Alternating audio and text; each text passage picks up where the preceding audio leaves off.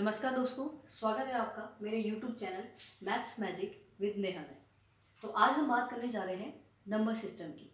दोस्तों, मैथ्स में या मैथमेटिक्स में सबसे पहला जो चैप्टर आता है वो आता है नंबर सिस्टम का। यानी कि मैथ्स की जो शुरुआत की जाती है वो नंबर सिस्टम से की जाती है। संख्या पद्धति यानी कि किस तरह से इस पे बेस्ड क्वेश्चन परीक्षाओं में पूछे जाते हैं। तो यहाँ पर मैं आपको बहुत सरल से सरल और कठिन से कठिन प्रश्नों को यहाँ पर करवाऊँ। तो ये हमारा पार्ट 1 होगा। तो चलिए शुरू करते हैं। पहला जो नंबर सिस्टम यानी कि संख्या पद्धति में जो पहली जो संख्याएं आती हैं उनसे हम शुरुआत करेंगे। इसमें पहला आता है, पहली नंबर जो आता है संख्याओं का वो होता है प्राकृत या प्राकृतिक संख्याएं। ठीक है दोस्तों, प्राकृतिक संख्याएं या नेचुरल नंबर्स वे संख्याएं जो 1 से शुरू होती हैं, यानी कि 1, 2, 3, 4, 5 और इन्फिनिटी यानी कि अनंत तक। 1, 2, 3, 4, 5, 6, 7, 8 एंड सो ऑन, बहुत सारी नंबर्स इसमें आएंगे और ये होती है प्राकृतिक संख्या। इसका जो मेन डिफरेंस होता है वो यही, आप की पॉइंट इसको पकड़ लीजिए कि प्राकृतिक संख्याएं 1 से शुरू होती हैं, यानी कि इनकी शुरुआत हम 1 से करते हैं। 1, 2, 3, 4, 5, 6 and so on. Another one is पूर्ण संख्याएं, जिसको हम होल नंबर्स कहते हैं। पूर्ण संख्याएं, पूर्ण संख्याएं वे संख्याएं जो शून्य से शुरू होते हैं, यानी कि जो 0 से शुरू होती हैं वे संख्याएं होती हैं पूर्ण संख्याएं। 0, 1, 2, 3, 4, 5 एंड सो ऑन एक्सेट्रा, यानी कि बहुत सारे नंबर्स इसमें आ जाएंगे। लेकिन प्राकृतिक संख्याएं और पूर्ण संख्याओं में मेजर डिफरेंस यही होता है कि प्राकृतिक संख्याएं 1 से शुरू होती हैं और जो पूर्ण संख्याएं होती हैं वो 0 से शुरू होती हैं, यानी कि प्राकृतिक संख्याएं 1 और पूर्ण संख्याएं 0। तीसरे नंबर की बात आती है भाज्य संख्याएं। क्या आती है दोस्तों? भाज्य संख्याएं। जैसे कि शब्द से ही हम समझ पा रहे हैं, भाज्य मतलब भाजित होना। ठीक है, यानी कि वे संख्याएं जो स्वयं से और किसी दूसरी संख्याओं से पूरी बार भाजित हो जाते हैं, यानी कि जिसमें खुद का भी भाग चला जाता है और किसी अनदर नंबर का भी पूरा डिवाइड चला जाता है। जैसे कि 4, 6, 8, 10, 12, 16 एंड सो ऑन। ठीक है, यानी कि 4 भाज्य संख्या है, 2 दूना 4, 6 भी भाज्य संख्या है, 2 तिया 6, 8 भी भाज्य संख्या है, 2 चौको 8, 10 भी भाज्य संख्या है, 12 भी और 16 भी। ऐसे ऐसे बहुत सी संख्याएं आती हैं जो भाज्य संख्याओं के अंदर अंदर आती हैं। दूसरी बात करते हैं हम अभाज्य संख्याओं की। किसकी? अभाज्य संख्याओं की। ठीक है दोस्तों, वे संख्याएं जो भाज्य संख्याओं के बिल्कुल विपरीत होती हैं, इनके अपोजिट होती हैं, अभाज्य संख्याएं। अ मतलब नहीं और भाज्य मतलब भाग जाना, यानी कि भाजित होना। यानी कि वे संख्याएं जो स्वयं से या किसी दूसरे नंबर से पूरी बार भाजित नहीं होती हैं, वे संख्याएं होती हैं अभाज्य संख्याएं। जैसे कि 2, 3, 5, 7, 11, 13 और बहुत सी ऐसी संख्याएं होती हैं जो अभाज्य संख्याओं के अंदर आती है। एक प्रश्न उठता है दोस्तों, और बहुत बारी एक नंबर का क्वेश्चन बनता है परीक्षाओं में, चाहे कोई भी परीक्षाओं की तैयारी आप कर रहे हैं, चाहे वो एसएससी हो या रेलवे हो या फिर टीचिंग से रिलेटेड कोई एग्जाम्स हो, तो उसमें एक क्वेश्चन पूछा जाता है कि बताइए कि सबसे पहली भाज्य संख्या कौन सी होती है। तो अगर वो ऑप्शन दे देगा 4, 2, 1 या 3, ठीक है, तो आपको ध्यान रखना है कि सबसे पहली भाज्य संख्याएं होती है 4। ठीक है, बहुत से बच्चे 2 और 4 में कंफ्यूज रहते हैं कि 2 होगी या 4 होगी। तो ध्यान रखिए कि सबसे पहली भाज्य संख्याएं होती है 4। सबसे पहली भाज्य संख्या 4 होती है। और उसके बाद एक और क्वेश्चन इसी के साथ आता है कि बताइए कि सबसे छोटी अभाज्य संख्या या सबसे पहली अभाज्य संख्या कौन होती है गणित में, मैथमेटिक्स में। ठीक है, तो सबसे पहली और सबसे छोटी अभाज्य संख्याएं होती हैं 2। 2 भले ही सम संख्या है लेकिन ये अभाज्य संख्याओं के अंदर आती है, पहली अभाज्य संख्या। ठीक है दोस्तों, प्राकृतिक संख्या हमने पढ़ लिया, पूर्ण संख्याएं हमने पढ़ लिया, भाज्य संख्याएं हमने पढ़ लिया, अभाज्य संख्या। अब बात करते हैं हम सम संख्याओं की। ठीक है दोस्तों, सम संख्या होगी,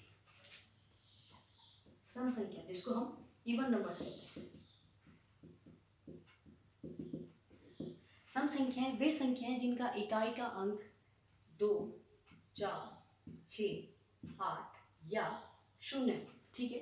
वे संख्याएं जिनका इकाई का अंक 2, 4, 6, 8 या 0 हो, वे सारी संख्याएं सम संख्याएं कहलाती है या जिनको इवन नंबर्स कहते हैं। जैसे कि मैंने लिखा यहाँ पर 5, 4, 3, 2।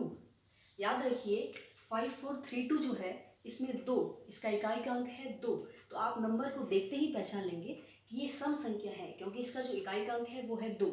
तो 2 यानी कि इकाई का अंक 2 है, तो ये सीधे सीधे कहेंगे कि ये संख्या है सम संख्या होगी। दूसरी आता है सम के साथ आती है विषम संख्याएं, ठीक है, ऑड नंबर्स। क्या आती है? विषम संख्या, ठीक है। विषम संख्याएं जिन संख्याओं का इकाई का अंक 3, 5, 7, 9 या 1 हो, ठीक है दोस्तों। जिन संख्याओं का इकाई का अंक 3, 5, 7, 9 या 1 आए उसको हम कहते हैं विषम संख्या। जैसे कि 5, 4, 3, 2, 1। तो ध्यान रखिए इसका इकाई का अंक 1 है, ठीक है, इसका इकाई का अंक 1 है, यानी कि ये क्या होगी? विषम संख्या। आई दोस्तों बात समझ रहे हैं आप कि यानी कि ये इकाई का अंक 1 है तो इसलिए ये ऑड नंबर से, ठीक है। अब देखिए दोस्तों, नंबर सिस्टम में बात आती है दो महत्वपूर्ण चीजों की। वो होता है आपका स्थानीय मान, स्थानीय मान जिसको हम प्लेस वैल्यू कहते हैं, और दूसरा आता है जातीय मान, जातीय मान, ठीक है। स्थानीय मान और जातीय मान, तो सबसे पहले हम स्थानीय मान को बताएंगे, क्योंकि दोस्तों वैसे तो स्थानीय मान बहुत छोटा सा टॉपिक है। क्लास फर्स्ट या सेकंड से स्टार्ट हो जाता है स्थानीय मान, यानी कि प्लेस वैल्यू निकालना। लेकिन बहुत से स्टूडेंट ऐसे भी होते हैं जो अभी से मैथमेटिक्स का जिनका बेस अभी तक क्लियर नहीं हो पाता है, यानी कि जो मैथ्स बैकग्राउंड के नहीं है या जिनको मैथ्स में प्रॉब्लम आती है, ठीक है। तो ऐसे स्टूडेंट्स के लिए ये जो वीडियो है ये बहुत अच्छा साबित होने वाला है। तो इसमें हम स्थानीय मान को सबसे पहले देखेंगे कि स्थानीय मान किस तरह से निकाला जाता है। देखिए, अगर मैं कहूँ कि 5, 4, 3, 2, इसका मुझे निकालना है स्थानीय मान, तो हमें पता है कि 2 इकाई का अंक है, 3 दहाई का अंक है, 4 सैकड़े का अंक है और 5 हजार का अंक, ठीक। तो 2 का स्थानीय मान 2, ठीक है। ध्यान रखिए 3 का स्थानीय मान 3, और 3 के बाद जितनी संख्या उतने शून्य। ध्यान रखिए जितनी संख्या उतने शून्य, ठीक है, जितनी संख्या उतने शून्य। ये कीवर्ड जो है दोस्तों याद रखिए कि जितनी संख्या उतने शून्य। 3 के बाद एक संख्या है तो एक शून्य लगेगा, यहाँ पर मैंने लगा दिया। 4 के बाद 2 नंबर है तो 2 शून्य पड़ेगा, ये 2 शून्य मैंने यहाँ पर बढ़ा दिए हैं। 5 के बाद 3 नंबर से, ठीक है, 3 संख्या है तो 3 शून्य हम यहाँ पर बढ़ा देंगे दोस्तों, ठीक है। तो ये आ गया स्थानीय मान। इस तरह से हम स्थानीय मान निकालते हैं।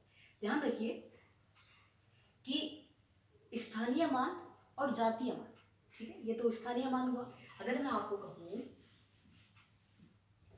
कि 8, 2, 9, 7, 6, इसका स्थानीय मान हमें ज्ञात करना है, तो 6 का जो वैल्यू होगी वो 6 आएगी, क्योंकि इसके बाद कोई भी नंबर यहाँ पर नहीं, ठीक है। तो 6 का 6, 7 के बाद जितनी संख्या उतने शून्य। याद रखिए जितनी संख्या उतने शून्य। 7 के बाद एक संख्या है तो एक शून्य बढ़ाएंगे। 9 के बाद 2 संख्याएं हैं तो 2 शून्य बढ़ाएंगे। 2 के बाद 3 संख्याएं हैं, 9, 7, 6, 3 शून्य बढ़ाएंगे। और 8 के बाद 4 संख्याएं हैं तो 4 शून्य बढ़ाएंगे, ठीक है दोस्तों। ये होता है स्थानीय मान। अब बात करते हैं हम जातीय मान की। किसकी? जातीय मान, ठीक है दोस्तों। तो याद रखिए जातीय मान नाम से ही हमें पता चल जा रहा है जातीय, यानी कि किसी की जाति हमें बतानी होती है। यानी कि जब भी हम किसी भी चीज़ की कास्ट हम देखते हैं जाति किसी की भी परिवर्तित नहीं होती है। ये की पॉइंट आप ध्यान में रखिए कि जाति कभी भी परिवर्तित नहीं होती है। तो किसी भी संख्या का जातीय मान वही संख्या होती है। जैसे कि मैंने लिखा 5, कि 5 का जातीय मान क्या होगा, तो 5 का जातीय मान 5 ही होगा, जिसको हम फेस वैल्यू कहते हैं। What is the face value of 5?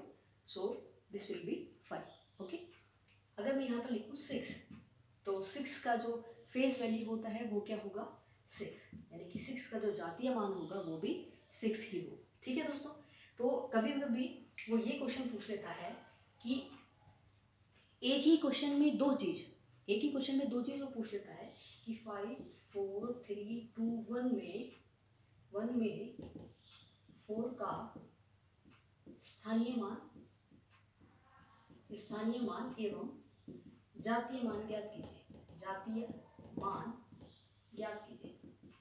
ज्ञात कीजिए।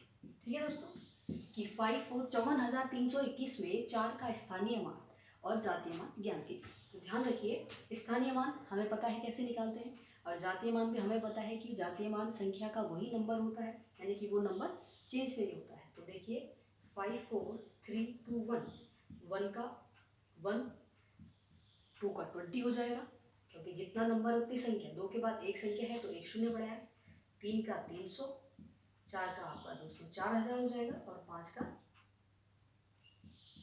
हम बढ़ा देंगे यहाँ पर 400। ठीक है, अब देखिए इसका स्थानीय मान, 4 का स्थानीय मान हो जाएगा, 4 का स्थानीय मान आया दोस्तों 4000, और 4 का जातीय मान आएगा दोस्तों 4। ठीक है दोस्तों, 4 का जातीय मान 4 होगा और 4 का स्थानीय मान 4000 होगा। तो दोस्तों ये था हमारा पहला वीडियो पार्ट 1, जिसको हमने सीखा कि किस तरह से हम स्थानीय मान और जातीय मान को निकाल सकते हैं। अगर आपको ये वीडियो पसंद आए तो लाइक शेयर एंड सब्सक्राइब करना न भूलें।